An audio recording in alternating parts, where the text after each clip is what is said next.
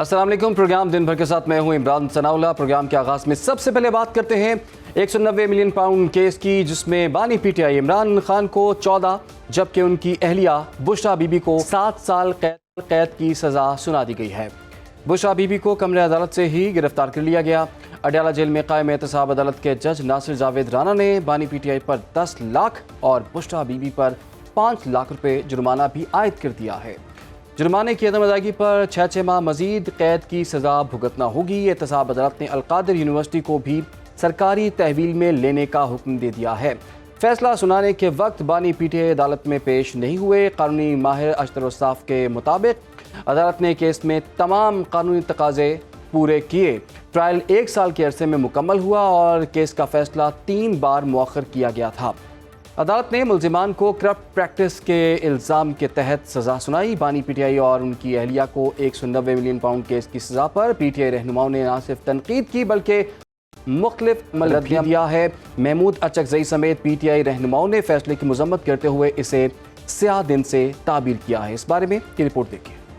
190 million pound mega corruption case 3 बार फैसला मौखिर किए जाने के बाद बेलाखिर सुना दिया गया। बानी पीटीआई और बुशरा बीबी को सजाएं, रहनुमाओं का रद्द अमल। चेयरमैन पीटीआई बैरिस्टर गौहर ने कहा, 2 साल से हमारे साथ इम्तियाजी रवैया अपनाया गया, हमें फैसले पर हैरानगी नहीं हुई। फैसले के खिलाफ हाई कोर्ट में अपील करेंगे। आज पाकिस्तान की तारीख की मुतनाज़िया फैसलों में एक नए बाब का इजाफा हुआ है।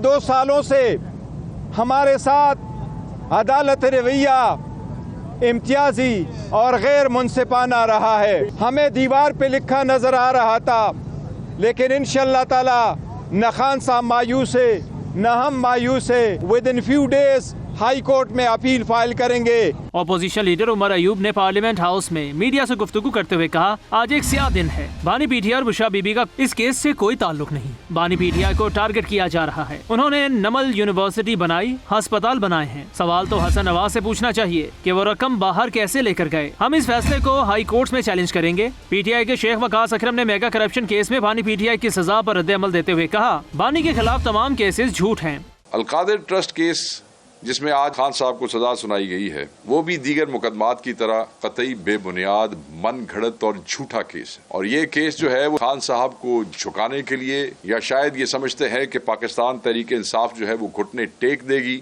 ऐसा नहीं होगा। न पहले केसेस में ऐसा हुआ है न अब ऐसा होगा। बैरिस्टर डॉक्टर सैफ ने कहा, फैसला बार बार मौखिर करने से पहले ही वाज़ेह था। बानी तहरीक इंसाफ को इंसाफ नहीं मिलेगा। महमूद अचकज़ई ने कहा, 190 मिलियन पाउंड रेफरेंस के फैसले को मुस्तरद करते हैं। हम अवाम की ताकत से इस जंग को जीतेंगे। पीटीआई के रहनुमा शौकत यूसुफजई ने फैसले पर रद्द अमल देते हुए कहा, फैसला सियासी इंतकाम है जिससे आइन, इंसाफ और कानून की धज्जियां उड़ाई गयी। उन्होंने कहा, आज का दिन स्याह दिन के तौर पर याद रखा जाएगा।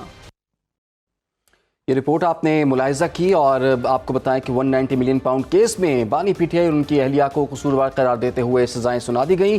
सियासी और कानूनी माहिरीन का कहना है कि ये ओपन एंड शट केस था जिसमें सजा होना ही थी। उनका मजीद क्या कहना था, आइए इस सिलसिले में एक रिपोर्ट देखते हैं।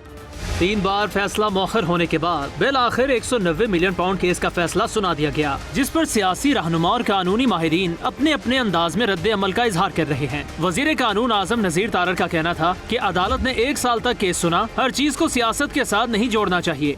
आज जो फैसला सुनाया गया है 14 साल की सजा का और 7 साल की सजा का, वो बुनियादी फैसला है। ट्रायल कोर्ट ने ज़ाहिर इस केस को कंक्लूड किया, बड़ा तहम्मुल का मुजाहरा किया, कई पेशियाँ दी। ये केस 1 साल से ज़्यादा अरसे के लिए चला है, इसमें शहादतें रिकॉर्ड हुई हैं। अब उनके पास ये राइट है कि वो अपील फाइल करें। वजीर इत्तलात अताउल्लाह तारर ने कहा कि आज मुल्क के सबसे बड़े करप्शन केस का फैसला आया है। पहले ब्लैक मनी को बचाने के लिए सब काम किया गया, अब मजहब कार्ड खेलने की कोशिश हो रही है। ये बहुत बड़ा फैसला है पाकिस्तान की तारीख का। अपील का हक इनको हासिल है, मगर लीगली केस लड़ना पड़ेगा। ये साबित करना पड़ेगा कि एनसीए ने जो पैसा दिया था हुकूमत पाकिस्तान को, वो हुकूमत पाकिस्तान को आया था। आपको साबित करना होगा कि हुकूमत पाकिस्तान को नहीं आया था। सेनेटर फैसल वावडा का कहना था कि बदनसीबी है कि बानी पीटीआई इस दोराहे पर खड़े हो गए। उन्होंने 2018 से पहले ऐसे कोई काम नहीं किए थे। देखिए, ये बड़ी बदनसीबी है कि इमरान खान साहब इस दोराहे पर आगे हो गए जहाँ उन्होंने 2018 से पहले कभी ऐसे कोई काम नहीं किए थे। और मैंने आपको कहा था कि सजाएं दोनों को होंगी। नून लीगी रहनुमा सेनेटर तलाल चौधरी का कहना था 190 मिलियन पाउंड रेफरेंस में बानी पीटीआई का बचना मुश्किल था। दूसरों पर इल्जाम लगाने वाले आज भुगत रहे हैं। इस केस के बारे में तो पीटीआई के अपने लोग भी बंद सभाओं में कहते थे कि ये बिल्कुल इससे बचना मुश्किल है। और इसी वजह से इन्होंने 24 और 26 नवंबर की जो बगावत धावा बोला था और लोगों पर इल्जाम लगाते थे, और आज खुद वो कुछ करते रहे और आज इन्हें भुगतना पड़ रहा है। पीपल्स पार्टी के रहनुमा सईद गनी का कहना था कि बानी पीटीआई गैर सियासी आदमी हैं, इनको सियासत का कुछ पता नहीं। उन्होंने कहा कि पीटीआई को मुज़ाकरात जारी रखने चाहिए। पीटीआई अपना सियासी रास्ता इस्तेमाल करना चाहती है, तो आज भी उनके पास एक ही ऑप्शन है कि वो डायलॉग करें, मुज़ाकरात करें, और उस मुज़ाकरात के नतीजे में जो कुछ हासिल कर सकते हैं वो करें। एक पॉलिटिकल पार्टी तो वो है, लेकिन उसका रहनुमा जो कुछ उनसे करवा रहा है वो गैर सियासी हरकतें हैं। सियासी रहनुमाओं का कहना था कि बानी पीटीआई की सियासत बंद गली में दाखिल हो चुकी है और ये सब इनके गलत फैसलों का नतीजा है, जिस पर अब अदालतें फैसले सुना रही हैं। तो इस फैसले पर आपने सियासतदानों का रद्दअमल तो देखा। कानूनी उमूर पर बात करने के लिए इस वक्त हमारे साथ मौजूद है हमारे कानून एडवोकेट राजा खालिद साहब। राजा खालिद साहब, आपके वक्त का बहुत शुक्रिया। राजा खालिद साहब, ये जो फैसला सामने आया है, इस तमाम तर सूरत हाल में 13 माह ये तमाम केस चला है और 100 से ज़ायद इसकी समातें भी हुई हैं, तो इस तमाम तर सूरत हाल में आपकी कानूनी राय क्या है? किस तरह से केस प्रोसिक्यूशन की तरफ से बहुत अच्छा लड़ा गया या फिर पाकिस्तान तहरीक इंसाफ के बानी चेयरमैन की जानिब से कुछ कमी रह गई इस केस में? देखिए, ये डिटेल जजमेंट आएगी तो उसके बाद फिर पता चलेगा कि जज साहब ने कितनी साउंड ग्राउंड्स पे सजा दी है इमरान खान साहब को और बुशरा बीबी को। लेकिन मैं समझता हूँ कि जिस तरह का केस था, जो केस के सर्कमस्टांसेस थे और जितना टाइम दिया गया, ये इम्पोर्टेंट था, क्योंकि इससे पहले पीटीआई के लोगों की हमेशा ये शिकायत रही कि हमें sufficient opportunities were not provided by the prosecution और बाय द कोर्ट, कि जी हम गवाहों को पेश कर सकें या गवाहों को क्रॉस एग्जामिन कर सकें एट लेंथ। लेकिन इस केस में जैसा कि आपने बताया अभी कि 13 माह तक केस चला और ऐसा भी है कि एक गवाह को एग्जामिन करने के लिए 20 से ज्यादा दफा केस एडजर्न हुआ। तो मेरा ख्याल है कि जहां तक भरपूर मौकों की बात है, सफिशिएंट अपॉर्चुनिटीज की बात है, तो वो तो पूरी तरह से दी गई हैं इमरान खान साहब को। और बज़ाहिर यही लगता है कि जो आर्टिकल 10A है कॉन्स्टिट्यूशन ऑफ पाकिस्तान का, तो वो पूरी तरह से उसे फुलफिल किया गया। उसके कंप्लाइंस में यानी फेयर ट्रायल का जो मौका है, that was provided to the accused party. बाकी जो इसमें अगर देखें तो बज़ाहिर यानी जो इसकी एविडेंस है उसका सरसरी अगर जायजा लें तो आपको याद होगा कि 190 मिलियन पाउंड ये पाकिस्तान की रकम थी, हुकूमत पाकिस्तान का पैसा था, गरीब आवाम का पैसा था, जो मनी लॉन्ड्रिंग के जरिए एक बिजनेस टाइकून ने इंग्लैंड में मुंतकिल किया।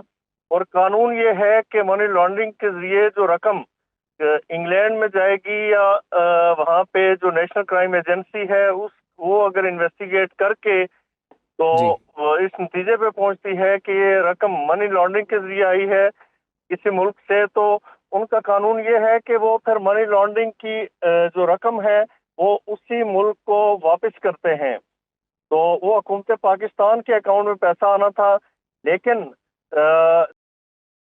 उन्होंने इमरान खान साहब को कहा कि क्योंकि बड़ी नवाज़शात थी खान साहब पे, उन्होंने कहा कि आप ये कीजिए कि मुझे ना ये जो मेरी रकम यहाँ पे जब्त हुई है ये हुकूमत पाकिस्तान के अकाउंट में जाएगी, तो लिहाजा मुझे जो फाइन किया है सुप्रीम कोर्ट ऑफ पाकिस्तान ने 460 अरब का, तो वहाँ पे इसे एडजस्ट कर दिया जाए। तो लिहाजा खान साहब ने एक बंद लिफाफे में अप्रूवल ली कैबिनेट से। यहाँ पे जो दूसरा सवाल पैदा होता है वो ये कि whether the cabinet was competent to grant such approval to the prime minister या सैंक्शन करती उसे या उस समरी को। वो तो ठीक है राजा साहब, लेकिन हमें पता है कि वो बंद लिफाफे में उनसे अप्रूवल ली गई थी, जो कि कानूनी आईनी तौर पर दुरुस्त नहीं था। अभी मैक्सिमम सज़ा दी गई है, 14 साल कैद की सज़ा सुनाई गई है। क्या ये सज़ा अमूमन ऐसे केसेस में 14 साल कैद की सज़ा हो जाती है, या इसमें एविडेंस बड़ा वाज़े था जिसकी वजह से मैक्सिमम सज़ा की तरफ गई अदालत? किसी केस में ये मैक्सिमम सजा है। इस केस में यानी जो नैब ऑर्डिनेंस के तहत जो सजा प्रोवाइडेड है उनकी सेक्शन 10 में वो यही सजा है 14 ईयर विद फाइन। अब ये मैक्सिमम सजा किसी भी केस में जब कैपिटल पनिशमेंट दी जाती है तो वो उस बात का इज़हार होता है कि एविडेंस वाज सो स्ट्रांग, यानी शहादत बहुत मजबूत थी, कोजेंट थी, कॉन्फिडेंस इंस्पायरिंग थी, जिसे जो एक्यूज साइड है वो शैटर नहीं कर सकी जी। उनके वकला उसे शैटर नहीं कर सके और सबूत जो है बिल्कुल बेयन सबूत थे। तो शहादतों और क्राइम की रोशनी में फिर उन्हें जो मैक्सिमम पनिशमेंट है that was awarded by the trial court. ठीक है जी, बहुत बहुत शुक्रिया आपका एडवोकेट रजा खालिद साहब बाहर कानून हमारे इस केस और केस की जो बैकग्राउंड है वो भी बता रहे थे, साथ में साथ कुछ कानूनी नुकात के हवाले से भी उन्होंने बताया। इसमें एक और नुक्ता ये भी है कि प्रोसिक्यूशन ने तो अपने 35 गवाहान पेश किए थे, जिसमें 2 साबिक वफाकी वज़रा जिनमें परवेज़ खटक और ज़ुबैदा जलाल भी शामिल हैं, उनको भी इमरान खान के ख़िलाफ़ ही शहादतें उनकी कलमबंद की गई। लेकिन हैरान कुन तौर पर PTI की जानिब से या बानी चेयरमैन PTI की जानिब से कोई भी गवाह अपने हक़ में पेश नहीं किया गया। जब आगे ये लग भी यही रहा है कि हाई कोर्ट में ये केस जो है, ये फ़ैसला जो है चैलेंज होगा, वहाँ पर इसका क्या एज मिल सकता है नहीं मिल सकता, ये तो आने वाला वक्त ही बताएगा। आगे बढ़ते हैं, एक और अहम मामले पर हमने बात करनी है जो कि स्पेन जाने वाली तारिकीन वतन की कश्ती इंतहाई अफसोसनाक हादसे का शिकार हो गई।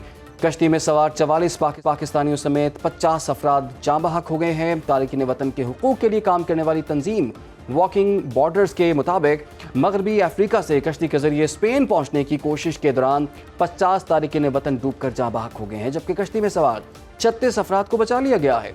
कश्ती 2 जनवरी को अफ्रीकी मुल्क मोरितानिया से रवाना हुई और इसमें 86 तारिकीन वतन सवार थे, जिनमें बड़ी तादाद में लोग, तकरीबन 66 पाकिस्तानी इसमें सवार थे। स्पेन जाने वाली इसका हादसे का शिकार कश्ती में 2 डस्का के तारिकीन वतन को बचा लिया गया है और दोनों नौजवानों का ताल्लुक डस्का के नवाही गाँव बुढ़ा गुराया से है। तारिकीन वतन इरफान और अरसलान ने एजेंट असगर को स्पेन जाने के लिए 80 लाख रुपये अदा किए थे। बुढ़ा गुराया में बच जाने वाले पाकिस्तानी नौजवानों के घर में मौजूद हैं हमारे नुमाइंदे अमीन रज़ा मुग़ल, उनसे बात करते हैं। जी अमीन, अब तक की क्या तफसीलात इस मुतालिक सामने आई हैं? जी बिल्कुल, एक और बदकिस्मत कश्ती जो है वो हादसे का शिकार हुई, जो मराकश से स्पेन जाते हुए जो है ना वो हादसे का शिकार हुई। उसमें 44 के करीब पाकिस्तानी सवार थे और जिनमें अक्सर मुतअद्दिद की हलाकतों की भी इतलात आ रही हैं, कुछ जिंदा भी बच गए हैं। मैं इस वक्त जो है ना वो डस्का के नवाही मौज़ा बरोकी में मौजूद हूँ। यहाँ से जो अरफान है वो इस कश्ती में सवार थे, वो जिंदा बच गए हैं। मेरे साथ अरफान के भाई मौजूद हैं, उनसे बात करते हैं कि वो इस हवाले से क्या कहते हैं। अद्धे पैसे ने ले लेने 3 महीने पहलू, अद्धे पैसे ने लेने हफ्ता डेढ़ हो गया। इन्हें आख्या ही मुंडे तुहाडे पहुँच गए ने, साडे नाल इन्हें गल कीती ते बाई एयर खरने ने, कोई बाई एयर नहीं खरे, इन्हें समुंदर के जरिए खरे ने। उत्थे 8 तो 10 दिन मुंडे भुखे रहे ने समुंदर दे विच। वो किसे बंदे वेखे ने ते फरे गए ने, कल फरे गए ने, उन्हां जो कुछ मौफूत हो गए ने, कुछ रह गए ने। ते असीं गुजारिश करने आ ते ये जेहड़ा ना सानू ਇਹਦਾ इंसाफ मिलना चाहिए, साढ़े पैसे भी वापस होन ते जेरा इन्हां उत्ते कानूनी कार्रवाई भी की जाए। का ये भी कहना है कि एजेंट जो इंसानी स्मगलर हैं उनके खिलाफ भी ऐसी कार्रवाई कानूनी की जाए कि आए रोज़ जो इस तरह के हादसा रोन आते हैं उनसे बचा जा सके। जी ठीक है, बहुत शुक्रिया अमीन रज़ा मुग़ल, हमें आगाह कर रहे थे। इंसानी स्मगलर्स ने मज़ीद रकम ना देने पर कश्ती में सवार नौजवानों को कत्ल भी किया और FIA हुकाम के मुताबिक इंसानी स्मगलर्स ने समंदर में कश्ती रोककर मज़ीद पैसों का तकाजा किया और रकम ना देने पर तशद्दुद का निशाना भी बनाते रहे। कुछ लोग को तशद्दुद और भूख प्यास और शदीद सर्दी से भी कुछ लोग जो हैं वो दम तोड़ गए। इंसानी स्मगलर्स ने बीमार होने वालों को उठाकर समंदर में फेंक दिया। दम तोड़ने वाले 12 नौजवानों का ताल्लुक गुजरात से है। गुजरात में हमारे नुमाइंदे अब्दुस्सलाम मिर्ज़ा मौजूद हैं। अब्दुस्सलाम मिर्ज़ा, बताइएगा ये इतनी बड़ी तादाद में लोग किस तरह से गुजरात से स्पेन के लिए रवाना हुए, कौन कौन इसमें इन्वॉल्व है और अब तक की क्या डिटेल्स हैं यहाँ की? जी, मराकश कश्ती हादसे में बच जाने वाले खुशकिस्मत 24 साला उज़ैर ने जो है इस तमाम तर वाक़े का जो है पोल खोला है और उसने बताया कि कैसे गैर मुल्की इंसानी सौदागर जो हैं पाकिस्तानी एजेंटों से वो मज़ीद रकम का मुतालबा करते और जिनकी रकम ना आती तो उनको जो है वो उठाकर समुंदर में फेंक कर मार दिया करते थे। मेरे साथ इस वक्त उज़ैर के दोस्त मौजूद है जिनसे उनका रब्ता हुआ। जी बताइएगा, क्या उज़ैर ने आपसे बात की, पहले क्या बात हुई आपकी? उसने बताया कि मराकश और कश्ती में जो सवार थे नौजवान 65 उनकी तादाद थी जी, वो रकम का मुतालबा करते थे। रकम ना मिलने की सूरत पर वो खंजर और हथौड़ों के साथ उनको कत्ल करके समंदर में फेंक दिया करते थे। तो ज़ैर कब निकला था वहाँ से, आखिरी दफ़ा क्या बात हुई थी, वो क्यों गया था पाकिस्तान? जी, वो गरीबी और से तंग आकर घर के हालात दुरुस्त करने के लिए वो गए थे सारे दोस्त और ये वाक़या पेश आ गया। नाज़रीन, सुहाने हाब सुजाए घर का सबसे छोटा बेटा जो है वो यहाँ से पाकिस्तान से आज से 7 माह कबल जो है रवाना होता है स्पेन के लिए, मगर मराकश में ये कश्ती हादसे का शिकार होती है और उसकी तमाम तर मंजर कशी जो है वो फिर बाद अज़ां हस्पताल में जाकर जो है अपने वालदैन को और अपने दोस्त और बाप को बताता है कि अपने दही के उसके जो लोग थे, उसके जो दोस्त थे, उनको किस तरह बेरहमी के साथ कत्ल किया जाता रहा। बहुत शुक्रिया अब्दुस्तार मिर्ज़ा, हमें आगाह कर रहे थे और आपने ये सूरत हाल देखी किस तरह से लोग यहाँ से रवाना होते हैं, कौन एजेंट इनको अपने बहकावे में लेकर आता है। वो ठीक ठाक रकम 80 लाख रुपए उनको अदा भी किए गए। कुछ रोज़ पहले भी इसी तरह का एक हादसा पेश आया था और जिसमें बहुत से पाकिस्तानी जो हैं वो जाँ बहक हो गए थे। उसके बाद हुकूमत ने आला सतह पर इसकी तहकीकात का हुक्म भी दिया था। कुछ लोगों को FIA के भी कुछ ऐसे लोग थे जो कि हिरासत में लिए गए थे, जो कि इस मामले में मुलव्विस पाए गए थे और वज़ीर-ए-आज़म ने कहा था कि ऐसा कोई वाक़या नहीं होना चाहिए। तो बैक टू बैक ये दूसरा वाक़या है जिसमें बहुत सी कीमती जानें गई हैं। देखना होगा कि आने वाले दिनों में इस पर किस तरह से काबू पाया जा सकता है। प्रोग्राम में आगे बढ़ेंगे, फिलहाल हमें छोटी सी ब्रेक लेनी है, आप लोग हमारे साथ रहिए। प्रोग्राम में एक मरतबा फिर से आपको खुशामदीद कहते हैं। तो कुछ खेल की बात कर लेते हैं। वेस्ट इंडीज़ क्रिकेट टीम का दौरा पाकिस्तान, मुल्तान में जारी पहले टेस्ट के पहले दिन का खेल मौसमी ख़राबी के बाद कुछ ताख़ीर से शुरू हुआ और कौमी टीम की बैटिंग इस वक्त जारी है। पाकिस्तान ने इब्तदाई सेशन में 2 विकेटें गंवा दी थी और इस वक्त जो है 143 रन्स पर पाकिस्तान के 4 खिलाड़ी आउट हुए हैं। आज के मैच पर बात कर लेते हैं। इस वक्त हमारे साथ स्टूडियोज़ में मौजूद हैं स्पोर्ट्स एनालिस्ट इरफान ज़हीर साहब। इरफान, आपके वक्त का शुक्रिया। इरफान, आगाज़ में ही 4 विकेटें पाकिस्तान की चली गई और गालिबन 46 स्कोर पर 4 विकेटें जा चुकी थी। आगाज़ में इतनी मुश्किलात का हमें सामना क्यों दरपेश? देखिए इमरान, ये काफ़ी अनफॉर्चुनेट है कि हम अवे सीरीज़ में भी अच्छा परफॉर्म नहीं कर रहे थे और जो हमारी होम सीरीज़ होती है, होम कंडीशन होती है, उस पर भी समहाउ हम उस तरह यूटिलाइज़ नहीं कर पाते। ये जो विकेट है ये मुल्तान की, हम सब जानते हैं, टर्निंग स्क्वायर बनाया गया है, बिल्कुल फ्लैट विकेट है। बट अर्ली ऑन क्योंकि वेदर कंडीशन ऐसी थी, थोड़ा सा मॉइस्चर था विकेट में, थोड़ा सा सीम स्विंग था। बट ओबियसली हमारे जो बैटर इतने सीजनड हैं, इनको खेलना चाहिए था। खुरैरा ने डेब्यू किया, ये बड़ी अच्छा साइन था कि आप अपने यंगस्टर को अपनी होम कंडीशन में जब चांस देते हैं तो हमेशा मैं कहता हूँ कि ये उसके पास एक गोल्डन अपॉर्चुनिटी होती है अपने आप को स्टैब्लिश करने के लिहाज से, प्रूव करने के लिहाज से। बट थोड़ा सा उनके लिए बुरा दिन रहा, अनफॉर्चुनेट रहे कि वो ज़्यादा स्कोर नहीं कर पाए, 6 रन बना के आउट हो गए। बट ओबियसली आप इसी तरह सीखते हैं, लेके चलते हैं। मैंने तो पहले भी शायद बात की थी आपके शो में कि कहीं ना कहीं स्क्वाड में अब्दुल्ला शफीक को भी रखना चाहिए था। उनकी बुरी परफॉर्मेंस जो थी वो ODI में थी। ये हो नहीं सकता कि आप एक फॉर्मेट की बुरी परफॉर्मेंस की वजह से दूसरे फॉर्मेट में भी उसको बाहर कर दें, क्योंकि टेस्ट का जो स्क्वाड होता है वो 99% अगर आप दुनिया की टीम देखेंगे वो सेम रहता है, उसमें ऑल्ट्रेशन नहीं की जाती। हम ये ज़रूर बात कर सकते थे कि आपने साउथ अफ्रीका की कंडीशन में फास्ट बॉलर खिलाए, इधर आपने स्पिनर खिलाए, तो चले ये जस्टिफाइड है। बट बैटर साइम अगर नहीं है तो दूसरा ओपनर चेंज करने की ज़रूरत नहीं थी। फिर इमामुल हक ने काफ़ी रन्स किए थे, उसको भी किसी ना की तरह आपको प्लेस इन करना चाहिए था टीम के अंदर। बट ओबियसली आपकी एक सर्टन रिक्वायरमेंट है 11 खेलने की। जो आपका coming back to your question, अच्छा क्यों नहीं कर पाते, ये यही प्रॉब्लम है हमारा टेस्ट में डिबैकल का। चाहे हम बैटिंग देखते हैं, बॉलिंग देखते हैं, हमारे कंप्लेसेंट हो जाते हैं हम।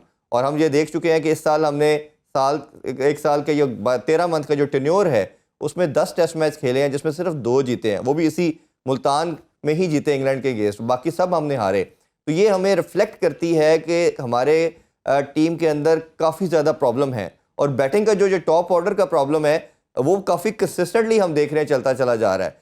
शान मसूद, अगर आप कोई भी सीरीज देखेंगे सिर्फ एक इनिंग्स में रन करते हैं।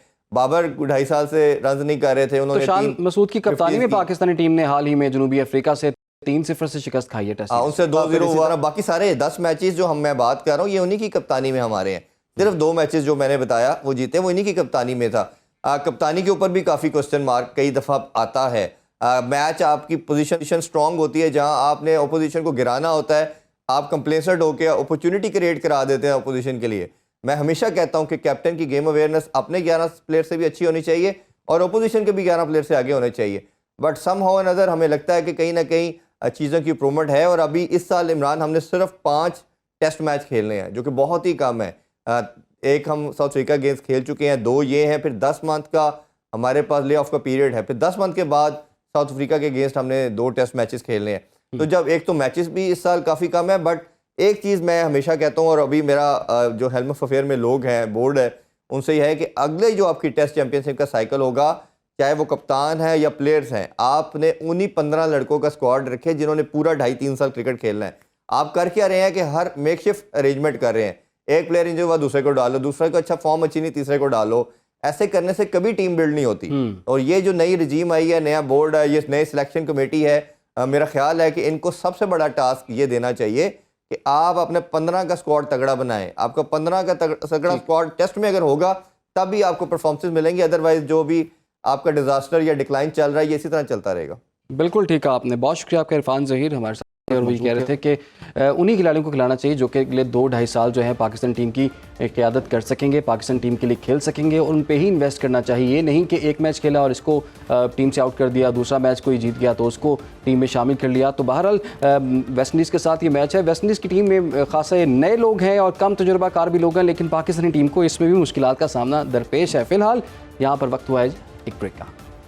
प्रोग्राम में एक मरतबा फिर से आपको खुशामदीद कहते हैं और अब बात करते हैं सरगोदा की, जो कि 20 लाख नफूस पर मुश्तमिल आबादी का शहर है, जहां लोग पीने के साफ पानी को बूंद बूंद भी तरस रहे हैं। सरगोदा शहर का 90% ज़ेरे ज़मीन पानी आलूदा हो चुका है, जो पीने के काबिल नहीं रहा।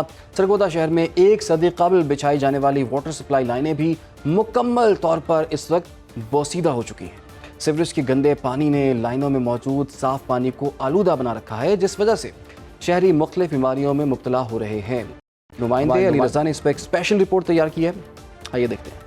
आज बिल्कुल सरगोदा शहर में पीने के साफ पानी का मसला दिन ब दिन संगीन सूरत-ए-हाल इख्तियार करता जा रहा है। बायस यूनियन कौंसिल में लगाए गए वाटर फिल्ट्रेशन प्लांट्स भी अरसा दराज से बंद पड़े हैं। वहाँ का अमला गायब है, जबकि कुछ ऐसे वाटर फिल्ट्रेशन प्लांट्स भी हैं जो कचरा कुंडी का मंजर भी पेश कर रहे हैं। गली मोहल्लों में जहर आलूद कैनों में जो पानी फ़रोख्त किया जाता है उनसे ख़रीद कर पानी पीने पर मजबूर हैं। यहाँ के शहरियों की मुश्किलात में किस हद तक इजाफा हुआ है, चलिए उनसे बात कर लेते हैं। सरगोदे का पानी भाजन यहाँ पीने के काबिल नहीं है, बच्चों के पेट ख़राब हो जाते हैं, पानी नहर से भर के लेके आना पड़ता है, हमारी सेहत के लिए ठीक नहीं है, लिहाजा पानी का इंतजाम किया जाए। वाटर सप्लाई का पानी ਜਿਹੜਾ ਨਾ ਉਹ ਬਿਲਕੁਲ ਨਹੀਂ ਆ ਰਿਹਾ ਤੇ ਕਹਿਣਾ ਅਸੀਂ ਮੁੱਲ ਲੈ ਕੇ ਪੀ ਰਹੇ ਹਾਂ, 50 ਰੁਪਏ ਦੀ ਕਹਿਣ ਦੇ ਰਹੇ ਨੇ ਤੇ ਜਨਾਬ ਬੜੀ ਦਿੱਕਤ ਹੈ ਪਾਣੀ ਦੀ ਇੱਥੇ ਸਾਡੇ ਕੋਲ। ਹਕੂਮਤ ਦੇ ਤਰਫੋਂ ਸਾਨੂੰ ਆਵਾਮ ਨੂੰ ਕੋਈ ਰਿਲੀਫ ਨਹੀਂ ਮਿਲ ਰਿਹਾ। 90% ਪਾਣੀ ਜਿਹੜਾ ਨਾ ਕੌੜਾ ਜ਼ਹਿਰ ਵਾਲਾ ਨਾ ਪੀ ਸਕਦੇ ਆ, ਨਾ ਕੱਪੜੇ ਧੋ ਸਕਦੇ ਆ, ਨਾ ਨਹਾ ਸਕਦੇ ਆ। ਜੇ ਅਗਰ ਨਹਾ ਲਈਏ ਤੇ ਜਲਦ ਖਰਾਬ ਹੋ ਜਾਂਦੀ ਹੈ। ਅਗਰ ਪਾਣੀ ਵਾਟਰ ਸਪਲਾਈ ਦਾ ਪੀ ਲਈਏ ਤੇ ਪੇਟ ਦੀ ਦਰਦ ਹਸਪੀਟਲ ਟੁਰੇ ਆ। ਅਸੀਂ ਵਾਟਰ ਸਪਲਾਈ ਆਂਦੀ ਕੋਈ ਨਹੀਂ, ਬਿੱਲ ਉਹਦਾ ਹਰ ਰੋਜ਼ ਆ ਜਾਂਦਾ। ਸਰਗੋਦੇ ਦੇ ਪਾਣੀ ਦਾ ਹਾਲਾਤ ਵੇਖੋ, ਗੰਦਾ ਪਾਣੀ ਹੈ, ਨਾ ਪੀਣ ਦੇ ਕਾਬਲ ਹੈ, ਨਾ ਲੈਣੀ ਨਾ ਦੇਣੀ। ਇੱਧਰ ਤੋਂ ਅਸੀਂ ਤਵੱਜੋ ਨਹੀਂ ਕਰਦੇ। ਪ੍ਰੋਟੋਕੋਲ ਵਾਸਤੇ ਦੱਸ ਦਿੰਦੇ ਕਿ ਅਸੀਂ ਸਿਵਲ ਹਸਪਤਾਲ ਆਣਾ, ਅਸੀਂ यूनिवर्सिटी रोड आना। बाकी सरगोदे का हाल वेखो ना, ਤੁਹਾਨੂੰ ਤੁਹਾਡੀ कारगर्दगी का पता लगे। हमारे एरिया में तो प्लांट वगैरह है भी नहीं, हमारा घर भी नज़दीक ही है, लेकिन हमें इसी वजह से वो आलूदा पानी पीने के काबिल नहीं है, इसी वजह से हम यहाँ से भरने आ रहे हैं। आपके इलाकों में पानी आ रहा है, आपके मोहल्लों में जो पानी आ रहा है वो पीने के काबिल है भी या नहीं? वो तो बिल्कुल काबिल नहीं है, क्योंकि उसमें स्मेल आती है पानी की, बदबू वगैरह, जिस वजह से हम नहीं पी सकते। जिससे हमने नहर से भर के लाना पड़ता है या वाटर सप्लाई वाले कोई बेचने आते हैं उनसे लेना पड़ता है। अभी 1 महीना सुनने में आ रहा है कि वाटर सप्लाइयाँ ऑन नहीं होनी, तो फिलहाल हम जो भरते हैं तो हम तो गैलन वगैरह नहर के पास जाके नलकों से भर लेते हैं, वहाँ टोंटियाँ वगैरह लगी हुई हैं तो उनसे भर लेते हैं। और कुछ जगहों पे जहाँ पे वाटर कंटेमिनेशन होती है उससे बहुत सारी बीमारियाँ हो सकती हैं। अगर उसमें कोई पैरासाइट है, लोग स्विमिंग पूल यूज़ करें, उससे नेगलेरिया की बीमारी है वो हो सकती है, आँखों की बीमारी है, कंजक्टिवाइटिस होती है। और सेम जो इंसिडेंट्स बढ़ रहा है हेपेटाइटिस A और E का, ये जो पीला जरकान है वो भी अगर आपका वाटर कंटेमिनेटेड है इस वायरस के साथ, उसके केसेस भी उसकी रेशियो बढ़ सकती है। सरगोदा शहर की आबादी 40 लाख से भी तजावज़ कर चुकी है, जबकि बायस यूनियन कौंसिल में लगाए गए वाटर फिल्ट्रेशन प्लांट्स भी अरसा दराज से ख़राब पड़े हैं। उनकी मरम्मत के लिए भी किसी भी किस्म के इक़दाम नहीं किए जा रहे। शहरियों का यह भी मुतालबा सामने आया है कि तमाम वाटर फिल्ट्रेशन प्लांट्स को दोबारा बहाल करना चाहिए ताकि वो बुनियादी सहूलत से मुस्तफ़ीद हो सकें। कैमरामैन शाहिद के साथ अली रज़ा, सुनो न्यूज़, सरगोदा। तो अली रज़ा की रिपोर्ट आपने स्पेशल रिपोर्ट मुलाहिज़ा की और आपने देखा कि किस तरह से सरगोदा तमाम जितने भी इलाके हैं वहाँ पर इस वक्त साफ़ पानी अवेलेबल नहीं है, और जहाँ पर साफ़ पानी है भी तो वो बहुत महंगा मिल रहा है, यानी कि ख़रीद कर आपको पीना पड़ता है। तो ये सूरत हाल है। सरगोदा शहर की हुकूमत के दावे तो बहुत बड़े बड़े हैं कि हमने सफाई सुथराई के इंतज़ाम किए हुए हैं, लोगों को हमने साफ़ पानी मुहैया करना है, लेकिन वहाँ पर साफ़ पानी बिल्कुल भी नहीं है। और ये पहला मौका नहीं है कि सुनो न्यूज़ के प्लेटफॉर्म से हमने इस इशू को उठाया है, बल्कि हम इसको मुसलसल दूसरी दफ़ा रिपोर्ट कर रहे हैं और लोगों को दिखा रहे हैं। ना सिर्फ लोगों को दिखा रहे हैं बल्कि आला हुकाम भी इसको देखें कि ये सूरत हाल है जी सरगोदा के अंदर, जहाँ पर साफ़ पानी मुयस्सर नहीं है। और आपने डॉक्टर साहब की मुलाहिजा की तो उन्होंने बताया कि गंदे पानी से कितनी खतरनाक बीमारियां जो हैं वो पैदा होती हैं। उम्मीद करते हैं ये मसला जो है आने वाले दिनों में हल होगा। प्रोग्राम का वक्त भी खत्म हुआ चाहता है, इजाज़त दीजिए, अल्लाह हाफ़िज़।